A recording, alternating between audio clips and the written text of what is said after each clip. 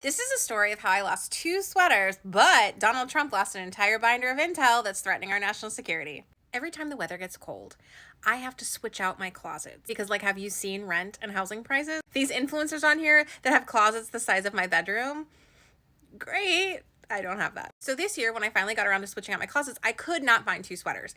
And it was stressing me out in the biggest way because I was like, how does one lose two whole sweaters, right? My millennial guilt had me reeling. And then I read this story today how Donald Trump lost an entire binder of intel on Russia's interference with our 2016 election. And I was like, you know what? I get a pass on those sweaters because I didn't give out our biggest secrets and the secrets of our NATO allies to God knows who because we don't know where the binder is. I mean, like, watching Trump any day is an exercise in overcoming imposter syndrome, but this is bad. This binder, which is 10 inches thick, is a big girl. It's a collection of raw Russian intelligence. Evidently, it was so sensitive that lawmakers, I mean, I think even the president himself, were supposed to go to Langley to view it inside of a whole ass vault. It has information that was collected both by the US and NATO allies on Russia and Russian agents and their interference with the 2016 election. So Trump brought it back to the White House because he wanted to declassify it. And evidently, the Russian intel wasn't the only thing in that binder, it just happened to be one of the most sensitive parts. But at the last minute, Trump tries to declassify this thing, and there's a bunch of copies of these redacted binders. Thankfully, I guess the government still had competent lawyers working for it, so they demanded that the binders be returned because they needed additional